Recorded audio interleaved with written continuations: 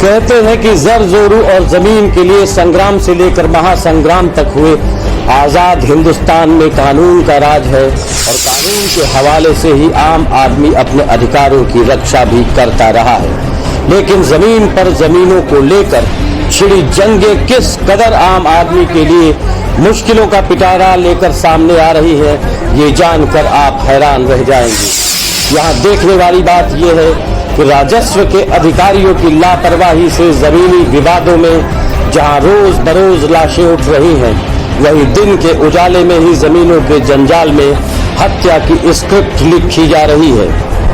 राजस्व यानी रेवेन्यू के मामलों में पूरी कमान कलेक्टर और मुख्य राजस्व अधिकारी के हाथों में होती है, लेकिन उनके हुक्मों की हुक्म उदूली कर रहे हैं नीचे के मझोले अधिकारी।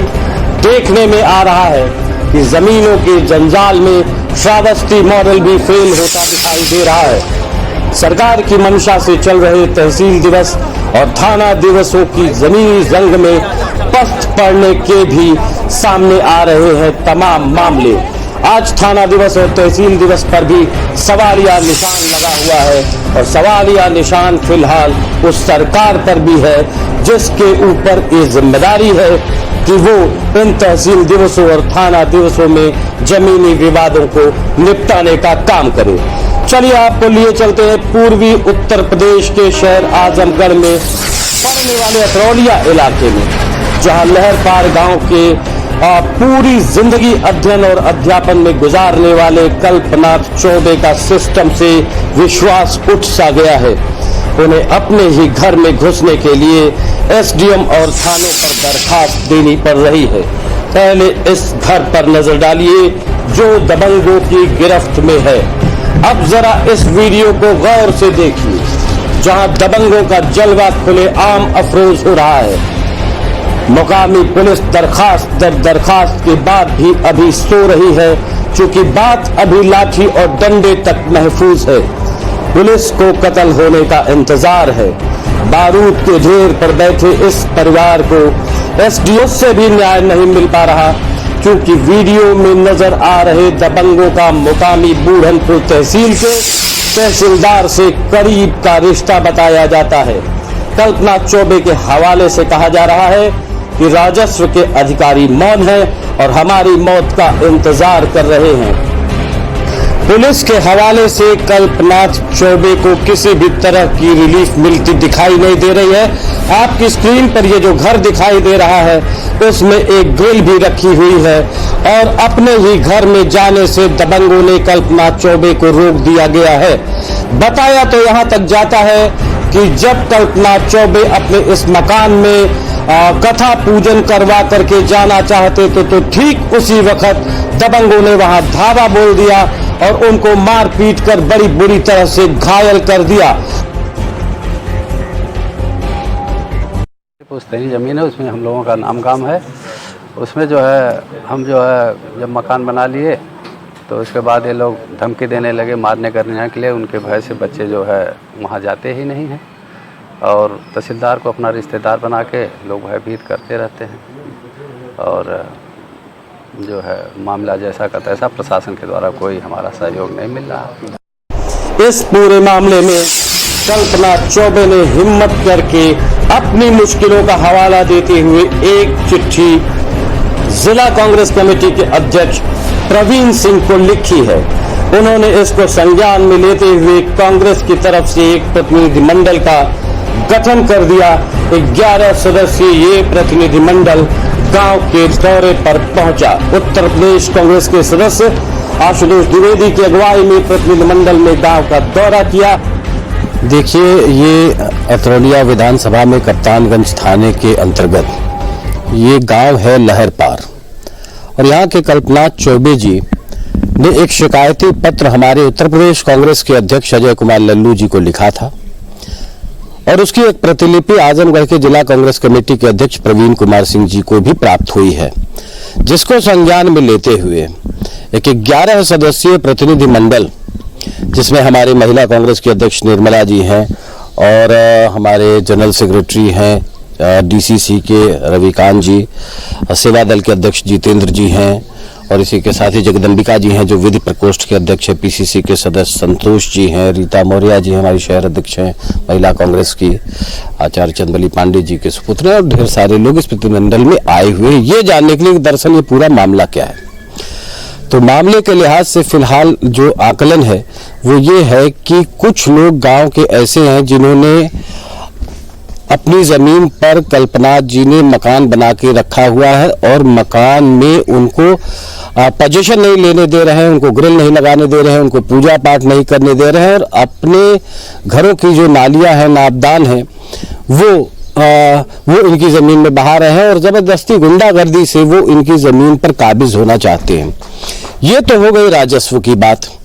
अब सवाल इस बात का उठता है कि ये जिम्मेदारी प्रशासन की है, इसमें फौजदारी भी हो चुकी है, थाने पर इसकी इत्तला भी है, एक व्यक्ति को गिरफ्तार भी किया गया था, लेकिन कुल मिलाकर के ढाक के 3 पात अभी भी प्रशासन एक प्रकार से कत्ल की जो स्क्रिप्ट होती है, कत्ल का जो एक पूरा पृष्ठभूमि तैयार करना होता है वो प्रशासन काम कर रहा है इस वक्त, चाहे वो मुकामी एसडीएम हो, तहसीलदार हो, यहाँ के थानेदार हो। और इस बाबत ये जो पूरी जानकारी है, ये जो आज इस प्रतिनिधिमंडल को पीड़ित परिवार के द्वारा मिली है, ये कल आजमगढ़ के कलेक्टर को, आजमगढ़ के कप्तान को, डीआईजी को और कमिश्नर को बाकायदा दी जाएगी। और हमारी इसमें मांग ये है कि इस तरह के मामले इस जनपद में जितने भी जिलों में गांवों में चल रहे हैं उसको प्रशासन अपने संज्ञान में ले और राजस्व विभाग के लोग संज्ञान में ले और पटकथा कत्ल की न लिखें, क्योंकि कत्ल की पटकथा लिखे जाने से कल इसी तरह के छोटे छोटे विवाद बड़े हो जाते हैं और बड़े होने के बाद फिर उसमें प्रशासन टीमें गठित करता है और हत्या के अभियुक्तों को खोजने निकलता है। तो हमारा मानना है कि उसको पहले ठीक कर लेने की जरूरत है और प्रशासन को पीड़ित परिवार के साथ खड़े होने की जरूरत है। सच और झूठ का जो तराजू है उसमें सच की तरफ बैठने की जरूरत है। बाकी जो रिपोर्ट है वो हम लोग कांग्रेस के लोग मिल बैठ के बना करके और आदरणीय प्रदेश अध्यक्ष नल्लू जी को और साथ ही साथ जिले के अध्यक्ष प्रवीण कुमार सिंह जी को कल प्रेषित कर देंगे।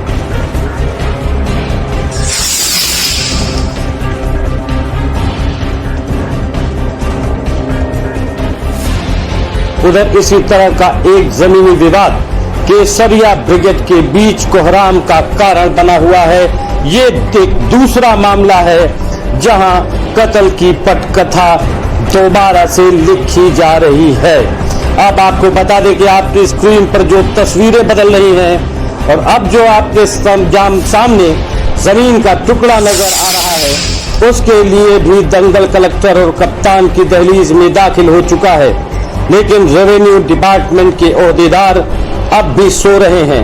यहां मामला छात्र राजनीति से समाज सेवा में आए अरुण मिश्रा और योगी आदित्यनाथ से जुड़ी बताई जाने वाली हिंदू युवा वाहिनी के महामंत्री के बीच का है। सीमेंट, बालू और सरिया सत्ता के रसूखदारों के माथे पर शिकन अता फरमा रही है। इस मामले में बताया जा रहा है हिंदू युवा वाहिनी के महामंत्री अरुण सिंह साधु और अरुण मिश्रा के समर्थकों के बीच का विवाद गंभीर परिणामों की ओर इशारा कर रहा है। चलिए अरुण मिश्रा से जानते हैं कि दरअसल इस जमीन के टुकड़े का पूरा मामला क्या है। स्टूडियो में इस वक्त हमारे साथ मौजूद हैं दयानंद महाविद्यालय के पूर्व अध्यक्ष अरुण कुमार मिश्रा, जो महर्षि दत्तात्रेय इंटर कॉलेज के प्रबंधक भी हैं।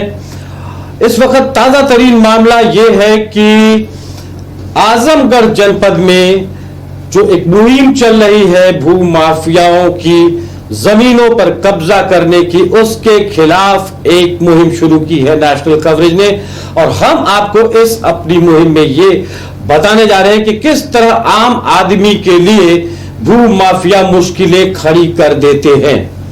तो हमारे साथ मौजूद है इस वक्त अरुण कुमार मिश्रा।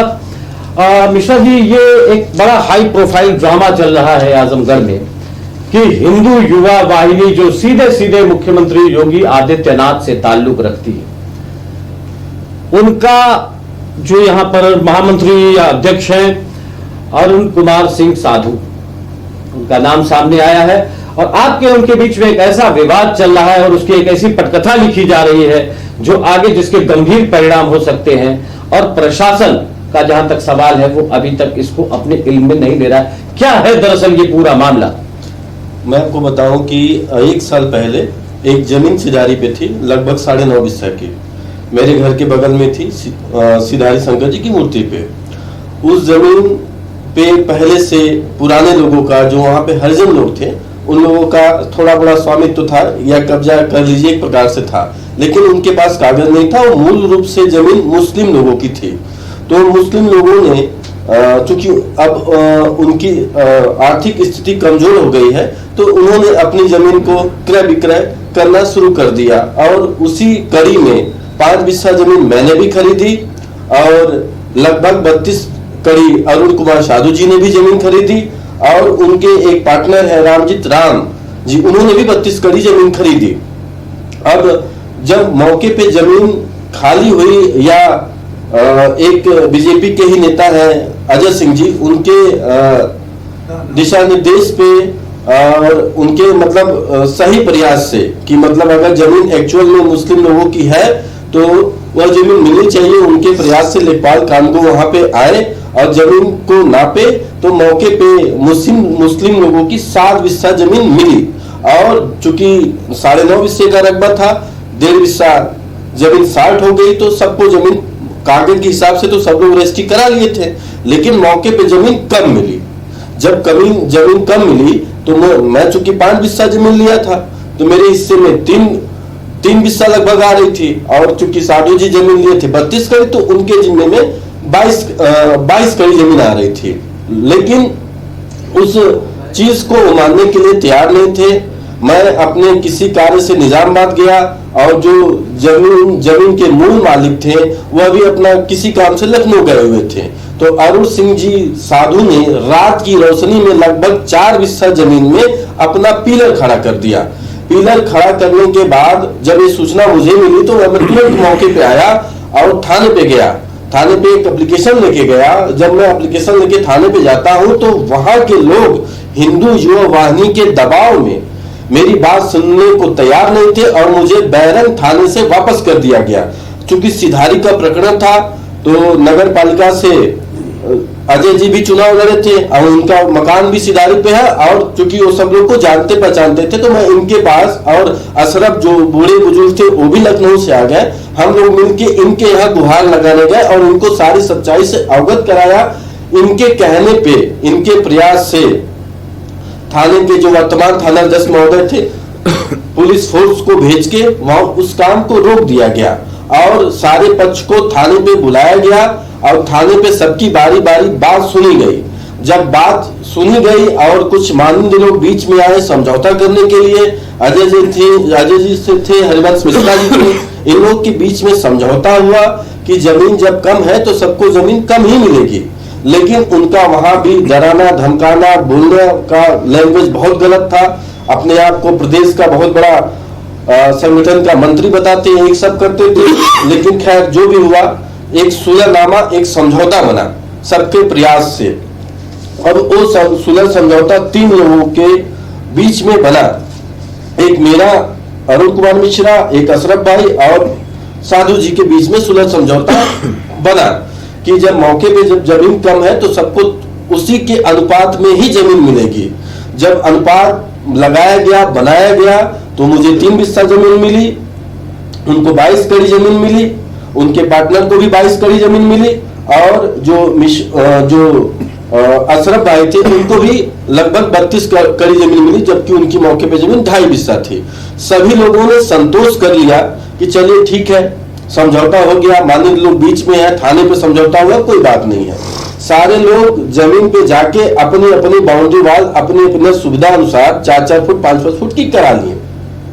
उसके बाद से माननीय साधु जी का फिर दबाव बनना शुरू हो गया। समझौते के बाद लगभग 6 महीने बाद उनका कहना था कि मेरा घर बन नहीं पाएगा 22 कड़ी में, ऐसे करिए वैसे करिए, अपनी जमीन दीजिए। लेकिन चूंकि समझौता हुआ था, उस समझौते के ही तहत वो अपना मकान बनवाने लगे।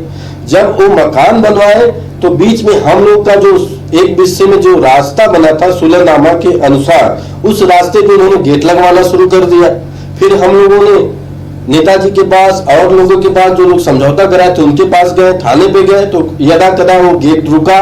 उनके अंदर शुरू से मानसिकता थी कि जमीन को किसी भी तरीके से हमको दबा के, अशरफ जी को दबा के जमीन पे जबरदस्ती कब्जा कर लिया जाए। आप क्या मतलब समझते हैं कि इसमें क्या प्रशासन का क्या रवैया है, और क्या वो अपने पद और प्रतिष्ठा का, और चूंकि मुख्यमंत्री योगी आदित्यनाथ के सीधे सीधे कंसर्न में हिंदू युवा वाहिनी है, तो आप ऐसा क्या समझते हैं कि क्या मसला है कि जो आपको न्याय नहीं मिल पा रहा है, इंसाफ नहीं मिल पा रहा है, और आप परेशान और पीड़ित हो घूम रहे हैं? आपको बताएं कि सबसे बड़ा मेरा गुनाह है कि मैं ब्राह्मण हूँ और मैं समाज में सीधे तरीके से जीवन यापन कर रहा हूँ। आपको अभी जानकारी में बता दूं कि मेरे ऊपर 2 से 3 मुकदमा लिखा जा चुका है। केवल मैं न्याय के खिलाफ आवाज उठा रहा हूं कि जब समझौता हुआ है, उस 70 साल के बुजुर्ग की जमीन पे आप कब्जा क्यों कर रहे हैं? जब समझौता हुआ तो समझौते को मानिए। यहाँ तक कि मैं आपको बताऊं कि उस समझौते के लिए लेखपाल की आख्या है, कारीगरों की आख्या है और तहसीलदार की आख्या है, लेकिन किसी के भी आदेश को वो लोग मानने को तैयार नहीं है। रसूखदार लोग हैं, बड़े नेता बन रहे हैं, पगड़ी पहन के घूम रहे हैं और सबके साथ जबरदस्ती कर रहे हैं। और यहाँ तक कि मैं थाने में भी बंद था 8 घंटे। 8 घंटे मेरी मोबाइल वगैरह सारा कुछ बंद करा के जबरदस्ती मेरे ऊपर दबाव बनाया जा रहा है। तो माना जा सकता है कि ये चूंकि पूरा मामला एक हाई प्रोफाइल ड्रामे में तब्दील हो गया है और स्थितियां इस तरीके की बन रही हैं कि आजमगढ़ का जो जिला प्रशासन है वो कहीं ना कहीं दबाव में है और आपको न्याय मिलने की उम्मीद नहीं है। न्याय मिलने की उम्मीद नहीं है। राकेश राय जैसे बड़े बड़े लोग समझने को तैयार नहीं है, अपराधियों की मदद कर रहे हैं। तो हमारे जैसे निरीह लोग, ब्राह्मण लोग और अशरफ जैसे बुजुर्ग लोग कहाँ जाएंगे न्याय पाने? अब न्याय की उम्मीद करना तो अब तो भूल ही जाइए। अब मैं न्याय मांगा हूँ, मैं अपनी जमीन के लिए और दूसरे की जमीन के लिए न्याय मांगने गया तो मेरे ऊपर मुकदमा हो गया, 2-3 मुकदमा हो गया। मुझे डराया धमकाया जा रहा है, मुझको धमकी मिल रही है।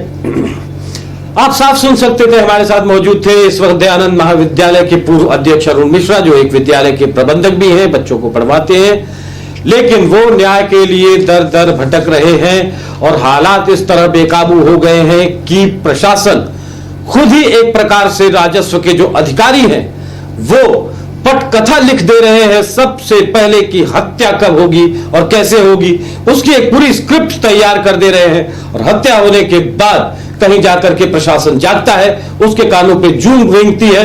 और ऑपरेशन भूम माफिया में हम आपको लगातार दिखाते रहेंगे कि इस तरह के मामलों का जो हाई प्रोफाइल मामले हैं उसमें आगे गंभीर परिणाम आने की संभावना है। तो उसमें जिले के प्रशासन को निश्चित रूप से कुछ सकारात्मक पहल करनी चाहिए।